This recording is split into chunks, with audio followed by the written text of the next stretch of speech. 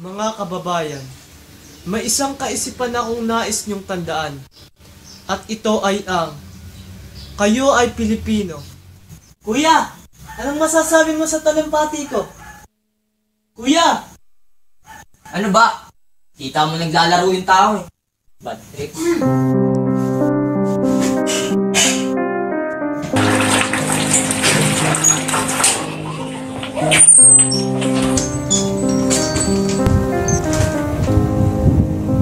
May gumagalat po si Killer dito sa Lucena. Nakapatid daw po niya isang bala sa kontra. Talaga ate? Nakakatakot naman yun. Oo nga, nabalitaan ko din yun. Adik nga daw sa droga yun eh. Parang si Kuya, addict din. Sa Tumahimik ka dyan. Baka masapa kita. Wancho, tama na yan. Hala, simula ngayon, bawal na kayong gabihin sa labas ng bahay. Maliwanag. Narinig mong, Wancho, bawal na tayong gabihin. Ako pa talaga? At sino pa? Ikaw lang naman na laging ginagabi kalalaro ng computer games Eh di kayo na. Tama na yan. Hindi dapat kayo nagtatalo. Wancho, kaligtasan mo lang ang iniisip ng ate mo. Kaligtasan. Daig pa nga namin ng preso dito sa bahay. Ano ba ang kaguluhan na yan? Sorry po, Lola, kung nagambala namin ng panalangin.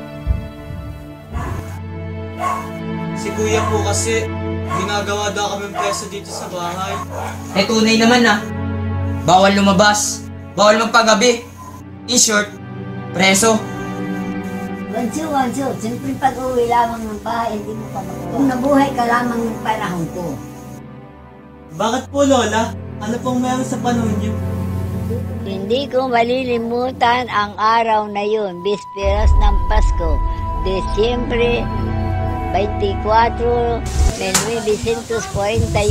Masaya kaming naghahanda para sa nalalapit na Kapaskuhan. Adeng! Pa! Pumunta ka nga sa ibaba. Bumili ka ng malagkit. Nagkulang ako. At tayo'y Nadali po ako sa sa paligid. Nakasin mo nga yung sa alampay. Opo, ate. Kaya alis na po ako. Malayo yan. Inom lang ng inom, maraming manlabarong dito.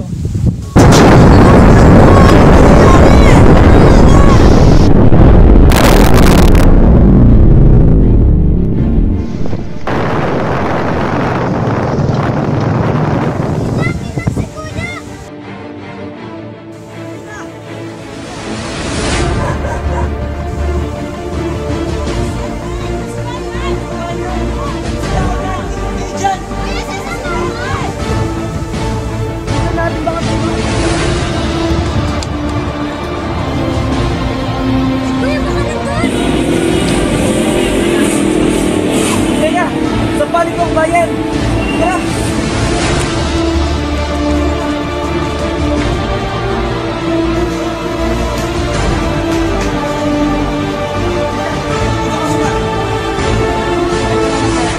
Diyan ka muna! Ha?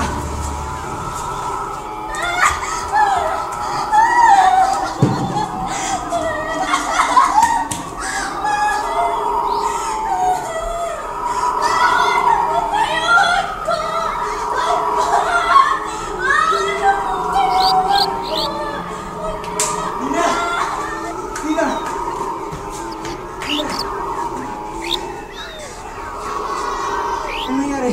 Tina. Ending! Nasa siya? Ending!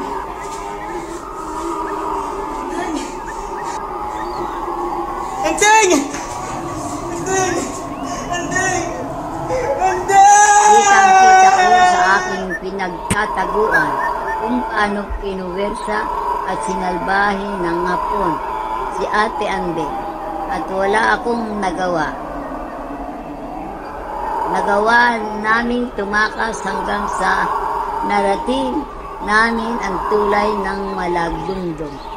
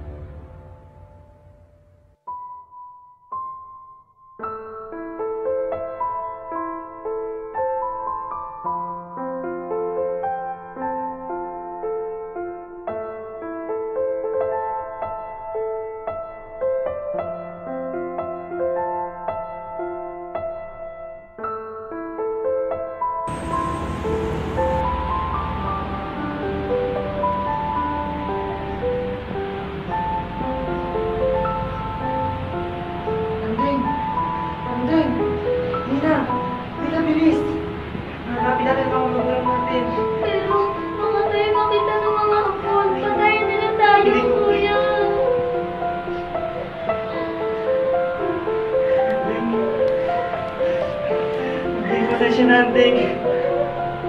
Andeng, pasensya na. Hanapin natin ang ating mga magulang. Huwag na mapabayaan, Andeng. Hanapin natin yung mga magulang natin, Andeng. Andeng. Andeng. Hanapin natin yung mga magulang natin, Andeng.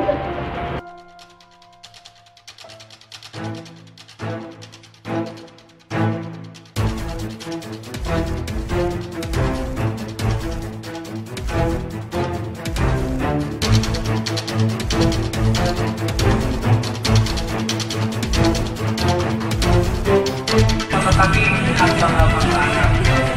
Huwag man panganin o kamatayan.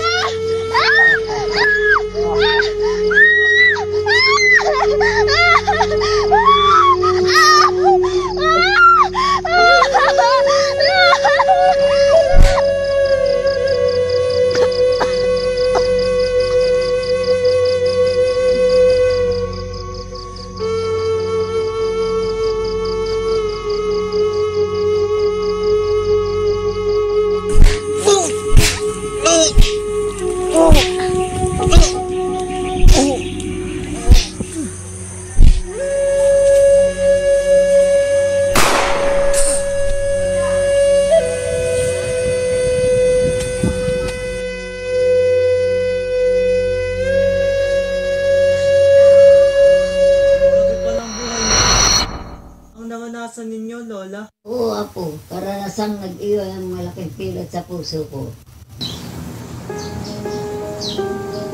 Ate, sorry po.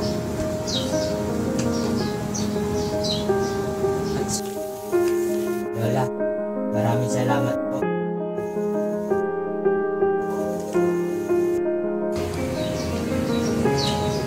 Itay, sorry po. Bro, ano nga pala yung tinatanong mo sa akin kanina? Yung kay Manuel Quezon, kuya. Yung talumpati niya. Ako kasing napiling mag-represent ng paaralan namin eh. Gusto ko sana tingnan mo kung okay na. Ah, yun ba? Sige nga, tingnan natin ang husay mo. Okay, kuya. Pero teka, pang-ilang pangulo nga ba siya ng Pilipinas? Siya ang unang pangulo ng Commonwealth. Pinanganak din siya sa Baler, Aurora, na dating sakop ng Quezon. Wow! Isang karangalan ko lang maging taga-Quezon. Oo, isang karangalan din maging kapatid mo, kung maging Pilipino. Ngayon ko napagtanto. Mga kababayan, may isang kaisipan akong nais kong lagi niyong tandaan. At ito ay ang kayo ay Pilipino. Na ang Pilipinas ang inyong bayan at ang tanging bayan na binigay sa inyo ng Diyos. Na dapat niyo itong ingatan at kung kinakailangan, mamatay para sa bayan.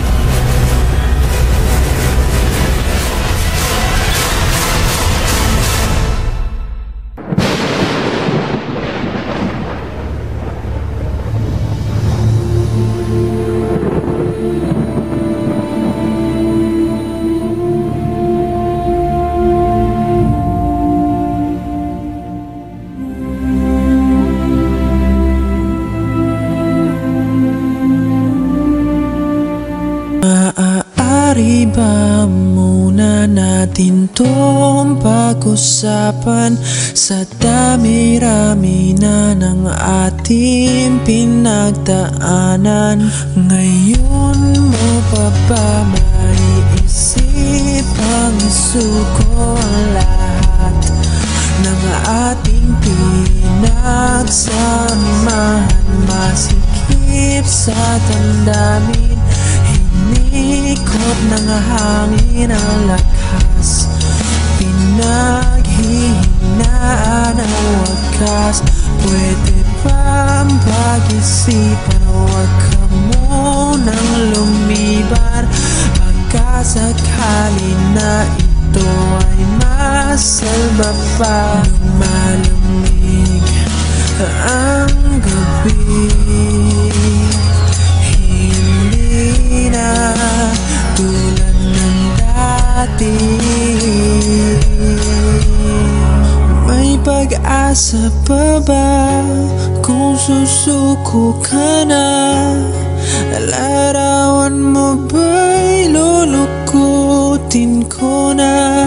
Sa hirap at ginhawa tayo ay nagsama, damdamin mo tila'y nabago na. Ikaw at ako ay ala-ala na lang kung susuko ka na.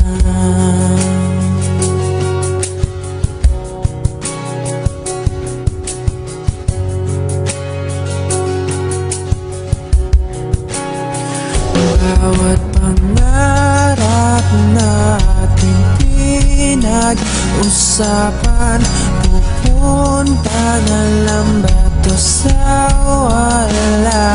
Hayaan mong ituloy ko ang pagkakamali.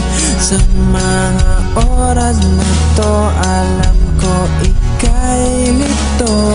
Lumalamig ang gabi, hindi na tulad ng dati. May pag-asa pa ba kung susuko ka na? Larawan mo ba'y lulukutin ko na? Sa hirap at ginhawa tayo ay nagsama, damdamin mo tila'y nabago na. Ikaw at ako ay ala-ala na lang kung susuko ka na.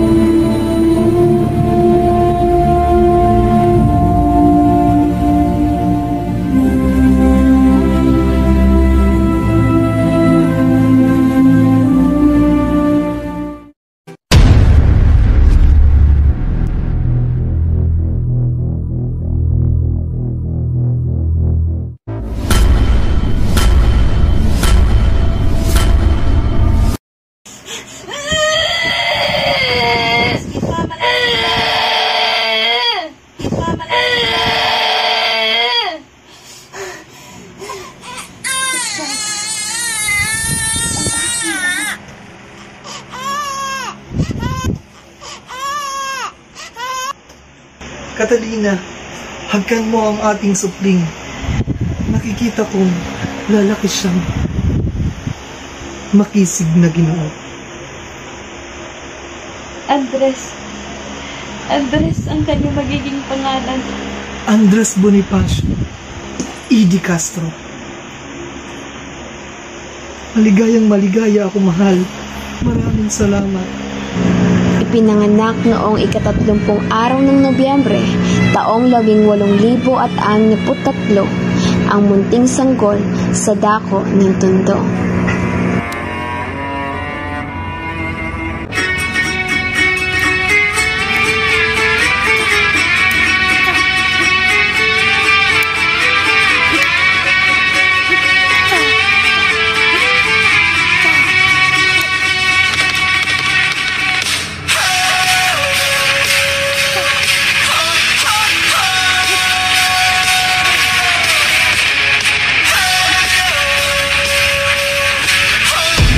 Ideolohiyang nabuo sa kanyang puso mula sa pagbabasa ng mga libro ay nagresulta ng kanyang pakikiisa sa La Liga Filipina. Subalit, ang pagkakadakip kay Rizal ang siya nagtulak kay Andres sa pagbuo ng katipunan. Ang sanduguang revolusyonaryo katipunero na layunin pagkaisahin ng sambayan ng Pilipino para sa bagong republika na malaya sa mga Kastila.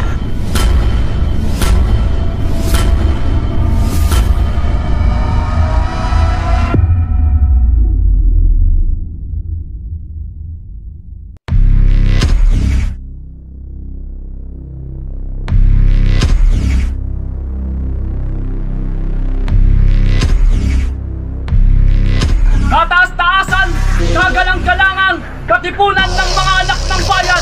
Mabuhay! Mabuhay! Noong ika-9 Nobyembre, taong 1896, napuklasan ng Kastila ang katipunan.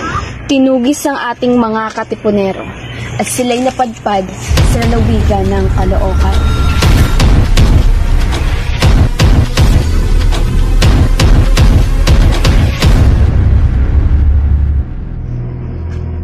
Si Andres ay 2 beses na umibig. Sa unang kabanata ng kanyang kwentong pag-ibig ay nauwi sa isang masakit na pagtangis. Ibinuhos ni Andres ang kanyang panahon sa pakikibaka. Pakikibaka para sa kalayaan ng lupang sinumpaan. Sa pagtakas nila mula sa kanilang mga kalaban, ang siya namang maghahatid sa kanya sa babaeng muling magpapatibok ng kanyang puso. Si Gregoria de Jesus, ang binibining bumihag kay Andres Bonifacio, ang tatangkiliking lakambini ng sanduguang katipunan. Ang sigaw ng pugad lawin ay siya namang umalingaw-ngaw. Kalipinan o kalayaan! Buhay o kamatayan! Mga kapatid! Sa ika-24 ng Agosto, ang muling pagkakatipon-tipon ng ating mga katipunero at planong pag-aalsa ay kanilang nabuo. Taas nyo ang inyong mga sedula! Unitin ang mga sedula! Mabuhay ang katipunan! Mabuhay! Mabuhay ang katipunan! Mabuhay! Agosto 30, sa parehong taon ng kanilang pagtitipon sa Balintawak, naganap ang pagsalakay ng mga katipunero. Pinamunuan ito ni Andres Bonifacio at Emilio Jacinto. Ang katipunan ay nagtagumpay. Ngunit, kapalit nito ang pagkakasawi ng 150 na mga katipunero.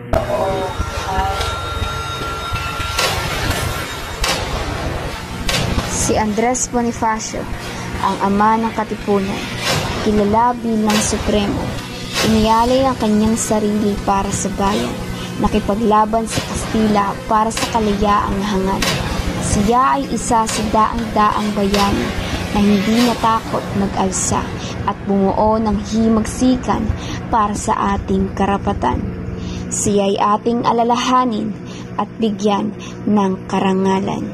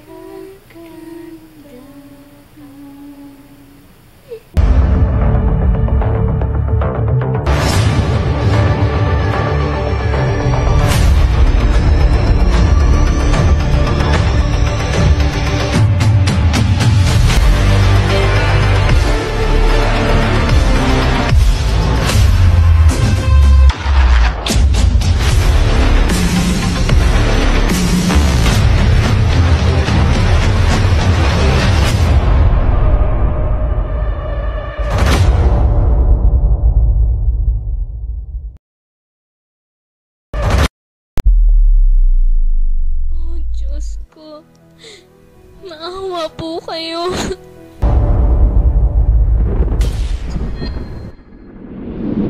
Totoo ka po ba?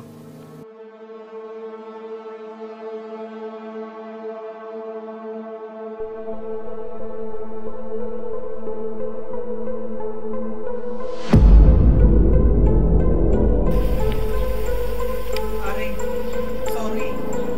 Sorry.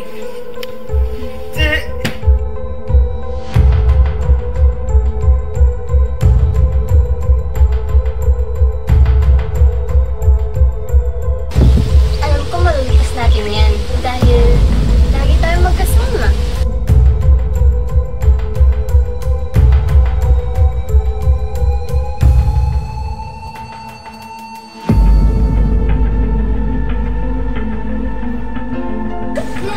Huwag na! Baka hindi mo kayanin!